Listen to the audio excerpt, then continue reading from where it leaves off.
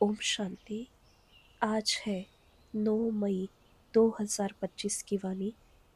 बाबा कहते हैं, मीठे बच्चे, तुम्हें नशा रहना चाहिए कि जिस शिव की सभी पूजा करते हैं वह अभी हमारा बाप बना है। हम उनके सम्मुख बैठे हैं। प्रश्न है, मनुष्य भगवान से क्षमा क्यों मांगते हैं? क्या उन्हें क्षमा मिलती है? उत्तर है, मनुष्य समझते हैं हमने जो पाप कर्म किए हैं उसकी सजा भगवान धर्मराज से दिलाएंगे, इसलिए क्षमा मांगते हैं। लेकिन उन्हें अपने कर्मों की सजा कर्म भोग के रूप में भोगनी पड़ती है। भगवान उन्हें कोई दवाई नहीं देता। गर्भ जेल में भी सजाएं भोगनी है। साक्षात्कार होता है कि तुमने यह किया है, ईश्वरीय डायरेक्शन पर नहीं चले हो, इसलिए यह सजा है। गीत है, तूने रात गवाई सो के, दिन गवाया खाके। ओम शांति। यह किसने कहा? रूहानी बाप ने कहा। वह है ऊंचते ऊंच, सभी मनुष्य से भी, सभी आत्माओं से भी ऊंच। सब में आत्मा ही है ना। शरीर तो पाठ बजाने के लिए मिला है। अभी तुम देखते हो सन्यासियों आदि के शरीर का भी कितना मान होता है।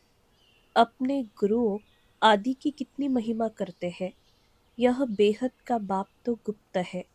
तुम बच्चे समझते हो शिव बाबा ऊंचते ऊंच है, उनसे ऊंच कोई है नहीं। धर्मराज भी उनके साथ है, क्योंकि भक्ति मार्ग में क्षमा मांगते हैं। हे भगवान, क्षमा करना। अब भगवान क्या करेंगे? यहाँ गवर्नमेंट तो जेल में डालेगी, वह धर्मराज गर्भ जेल में दंड देते हैं। भोगना भी भोगनी पड़ती है, जिसको कर्म भोग कहा जाता है। अभी तुम जानते हो कर्म भोग कौन भोगते हैं? क्या होता है? कहते हैं, हे प्रभु क्षमा करो, दुख हरो, सुख दो। अब भगवान कोई दवाई करते हैं क्या? वह तो कुछ कर न सके। तब भगवान को क्यों कहते हैं? क्योंकि भगवान के साथ फिर धर्मराज भी है। बुरा काम करने से जरूर भोगना पड़ता है। गर्भ जेल में सजा भी मिलती है। साक्षात्कार सब होते हैं, बिगर साक्षात्कार सजा नहीं मिलती। गर्भ जेल में तो कोई दवाई आदि नहीं है, वहां सजा भोगनी पड़ती है। जब दुखी होते हैं तब कहते हैं, भगवान इस जेल से निकालो। अभी तुम बच्चे किसके सामने बैठे हो? ऊंचते ऊंच बाप है, परंतु है गुप्त। और सभी के तो शरीर देखने में आते हैं। यहाँ शिव बाबा को तो अपना हाथ पांव आदि है नहीं। फूल आदि भी कौन लेंगे? इनके हाथ से ही लेना होगा, अगर चाहे तो। परंतु कोई से भी लेते नहीं। जैसे वह शंकराचार्य कहते हैं, हमको कोई छुए नहीं। तो बाप कहते हैं, हम पतितों का कुछ भी कैसे लेंगे? हमको फूल आदि की दरकार नहीं। भक्ति मार्ग में सोमनाथ आदि के मंदिर बनते, फूल चढ़ाते हैं, परंतु मुझे तो शरीर है नहीं। आत्मा को कोई छुएगा कैसे? कहते हैं, हम पतितों से फूल कैसे लेवे? कोई हाथ भी नहीं लगा सकते। पतितों को छूने भी न दे। आज बाबा कहते हैं, कल फिर जाकर नरकवासी बनते हैं। ऐसे को तो देखे भी नहीं। बाप कहते हैं, मैं तो ऊंचते ऊंच हूँ। इन सब सन्यासियों आदि का भी ड्रामा अनुसार उद्धार करना है। मुझे कोई जानता ही नहीं। शिव की पूजा करते हैं, परंतु उनको जानते थोड़ी ही है कि यह गीता का भगवान है और यहाँ आकर ज्ञान देते हैं। गीता में भी कृष्ण का नाम डाल दिया है। श्री कृष्ण ने ज्ञान दिया, बाकी शिव क्या करते होंगे? तो मनुष्य समझते हैं वह आते ही नहीं। अरे, पतित पावन श्री कृष्ण को थोड़े ही कहेंगे। पतित पावन तो मुझे कहते हैं ना। तुम्हारे में भी कोई थोड़े है जो इतना रिगार्ड रख सकते हैं। रहते कितना साधारण है। समझाते भी है, मैं इन साधुओं आदि का सबका बाप हूँ। जो भी शंकराचार्य आदि है, इन सब की आत्माओं का मैं बाप हूँ। शरीरों के बाप जो है वह तो है ही। मैं हूँ सभी आत्माओं का बाप। मेरी सब पूजा करते हैं। अभी वह यहाँ सम्मुख बैठे हैं, परंतु सभी समझते थोड़ी ही है कि हम किसके सामने बैठे हैं।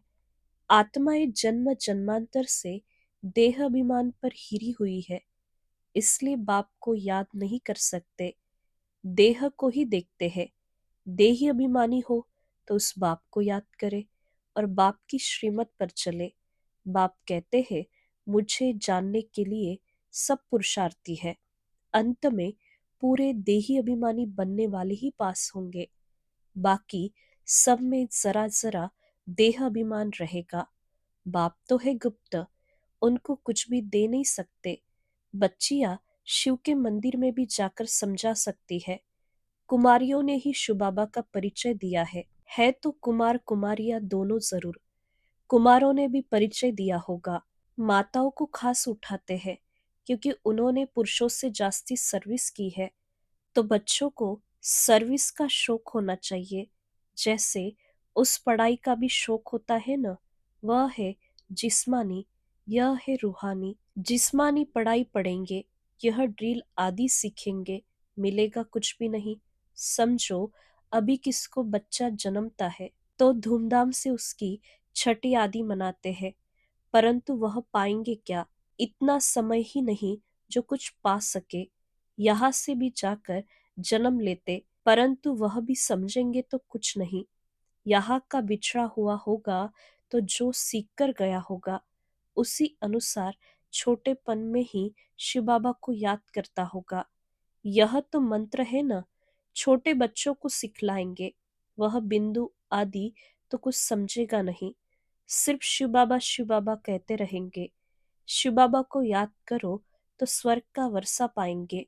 ऐसे उनको समझाएंगे तो वह भी स्वर्ग में आ जाएंगे, परंतु उच्च पद नहीं पा सकेंगे। ऐसे बहुत बच्चे आते हैं, शिव बाबा कहते रहते हैं, फिर अंतमति सो गति हो जाएगी।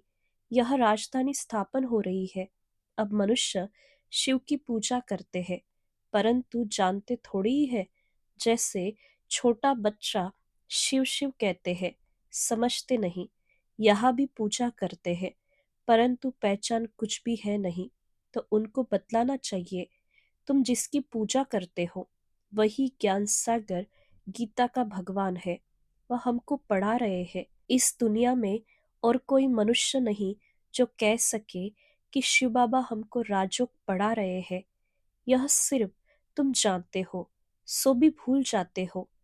भगवानुवाच, मैं तुमको राजयोग सिखाता हूँ। किसने कहा? भगवानुवाच, काम महाशत्रु है, इस पर जीत पहनो, पुरानी दुनिया का संन्यास करो। वह है शंकराचार्य, यह है शिवाचार्य, वह हमको सिखलाते हैं। श्री कृष्ण आचार्य नहीं कह सकते, वह तो छोटा बच्चा है। सतयुग में ज्ञान की दरकार नहीं रहती। जहाँ जहाँ शिव के मंदिर है, वहाँ तुम बच्चे बहुत अच्छी सेवा कर सकते हो। शिव के मंदिरों में जाओ। माताओं का जाना अच्छा है, कन्याएं जाए तो उससे अच्छा है। अभी तो हमको बाबा से राज्य भाग्य लेना है। बाप हमको पढ़ाते हैं, फिर हम महाराजा महारानी बनेंगे। ऊंचते ऊंच बाप ही है, ऐसी शिक्षा कोई मनुष्य दे न सके। यह है ही कलयुग। सतयुग में था इनका राज्य। यह राजा रानी कैसे बने? किसने राजयोग सिखलाया? जो सतयुग के मालिक बने, जिसकी तुम पूजा करते हो, वह हमको पढ़ाकर सतयुग का मालिक बनाते हैं। ब्रह्मा द्वारा स्थापना, विष्णु द्वारा पालना। पतित प्रवृत्ति मार्ग वाले ही पावन प्रवृत्ति मार्ग में जाते हैं। कहते भी है बाबा, हम पतितों को पावन बनाओ, पावन बनाकर यह देवता बनाओ। वह है प्रवृत्ति मार्ग। निवृत्ति मार्ग वालों का गुरु बनना ही नहीं है। जो पवित्र बनते हैं उनके गुरु बन सकते हैं। ऐसे बहुत कंपेनियन भी होते हैं, विकार के लिए शादी नहीं करते, तो तुम बच्चे ऐसी ऐसी सर्विस कर सकते हो। अंदर में शौक होना चाहिए। हम बाबा के सपूत बच्चे बन क्यों न जाकर सर्विस करेंगे। पुरानी दुनिया का विनाश सामने खड़ा है। अब शिव बाबा कहते हैं, श्री कृष्ण तो हो न सके, वह तो एक ही बार सतयुग में होगा। दूसरे जन्म में वही फीचर्स, वही नाम थोड़ी ही होगा। 84 जन्म में 84 फीचर्स। श्री कृष्ण यह ज्ञान किसको सिखला न सके, वह श्री कृष्ण कैसे यहाँ आएंगे? अभी तुम इन बातों को समझते हो। आधा कल्प अच्छे जन्म होते हैं, फिर रावण राज्य शुरू होता है। मनुष्य हुबहूब जैसे जानवर मिसल बन जाते हैं, एक दो में लड़ते झगड़ते रहते हैं। तो रावण का जन्म हुआ ना। बाकी 84 लाख जन्म तो है नहीं, इतनी वैरायटी है। जन्म थोड़े ही इतने लेते हैं। तो यह बाप बैठ समझाते हैं। वह है ऊंचते ऊंच भगवान, वह पढ़ाते हैं। नेक्स्ट में फिर यह भी तो है ना, नहीं पढ़ेंगे तो किसी के पास जाकर दास दासिया बनेंगे। क्या शिव बाबा के पास दास दासी बनेंगे? बाप तो समझाते हैं। पढ़ते नहीं हो तो जाकर सतयुग में दास दासी बनेंगे, जो कुछ भी सर्विस नहीं करते, खाया पिया और सोया, वह क्या बनेंगे? बुद्धि में आता तो है ना, क्या बनेंगे? हम तो महाराजा बनेंगे, हमारे सामने भी नहीं आएंगे, खुद भी समझते हैं ऐसे हम बनेंगे। परंतु फिर भी शर्म कहाँ है, हम अपनी उन्नति कर कुछ पा लेवे, समझते ही नहीं। तब बाबा कहते हैं ऐसे मत समझो, यहाँ ब्रह्मा कहते हैं हमेशा शिव बाबा के लिए समझो। शिव बाबा का तो रिगार्ड रखना है ना, उनके साथ फिर धर्मराज भी है, नहीं तो धर्मराज के डंडे भी बहुत खाएंगे। कुमारियों को तो बहुत होशियार होना चाहिए, ऐसे थोड़ी यहाँ सुना बाहर गए तो खल्लास। भक्ति मार्ग की कितनी सामग्री है। अब बाप कहते हैं विष छोड़ो, स्वर्गवासी बनो, ऐसे ऐसे स्लोगन बनाओ, बहादुर शेरनियां बनो, बेहद का बाप मिला है, फिर क्या परवाह। गवर्नमेंट धर्म को ही नहीं मानती है तो वह फिर मनुष्य से देवता बनने कैसे आएंगे? वह कहते हैं हम कोई भी धर्म को नहीं मानते, सबको हम एक समझते हैं, फिर लड़ते झगड़ते क्यों है? झूठ तो झूठ, सच की रत्ती भी नहीं है। पहले पहले ईश्वर सर्वव्यापी से ही झूठ शुरू होती है। हिंदू धर्म तो कोई है नहीं, क्रिश्चियन का अपना धर्म चला आता है, वह अपने को बदलते नहीं। यह एक ही धर्म है जो अपने धर्म को बदल हिंदू कह देते हैं और फिर नाम कैसे कैसे रखते हैं। श्री श्री फला ने अभी श्री अर्थात श्रेष्ठ है कहा। श्रीमत भी किसी की नहीं, यह तो उन्हों की आयरन एजड मत है, उनको श्रीमत कैसे कह सकते हैं? अभी तुम कुमारियाँ खड़ी हो जाओ तो कोई को भी समझा सकती हो, परंतु योग युक्त अच्छी होशियार बच्चियाँ चाहिए। अच्छा, मीठे मीठे सिखिलदे बच्चों प्रति मात पिता बाप दादा का याद प्यार और गुड मॉर्निंग। रूहानी बाप की रूहानी बच्चों को नमस्ते। हम रूहानी बच्चों की रूहानी मात पिता बाप दादा को याद प्यार, गुड मॉर्निंग, नमस्ते नमस्ते, ओम शांति। धारणा के लिए मुख्य सार है। पहली पॉइंट है अपनी उन्नति करने के लिए बाप की सर्विस में तत्पर रहना है। सिर्फ खाना पीना सोना यह पद गवाना है। दूसरी पॉइंट बाप का और पढ़ाई का रिगार्ड रखना है। देही अभिमानी बनने का पूरा पूरा पुरुषार्थ करना है। बाप की शिक्षाओं को धारण कर सपूत बच्चा बनना है। वरदान है सेवा करते उपराम स्थिति में रहने वाले योग युक्त युक्ति युक्त सेवाधारी भव। जो योग युक्त युक्ति युक्त सेवाधारी है वह सेवा करते भी सदा उपराम रहते हैं। ऐसे नहीं सेवा ज्यादा है इसलिए अशरीरी नहीं बन सकते, लेकिन याद रहे कि मेरी सेवा नहीं बाप ने दी है तो निर्बंधन रहेंगे। ट्रस्टी हो बंधन मुक्त हो ऐसी प्रैक्टिस करो। अति के समय अंत की स्टेज कर्मातीत अवस्था का अभ्यास करो। जैसे बीच बीच में संकल्पों की ट्रैफिक को कंट्रोल करते हो, ऐसे अति के समय अंत की स्टेज का अनुभव करो। तब अंत के समय पास विद ऑनर बन सकेंगे। स्लोगन है शुभ भावना कारण को निवारण में परिवर्तन कर देती है। अव्यक्त इशारे, रूहानी रॉयल्टी और प्यूरिटी की पर्सनालिटी धारण करो।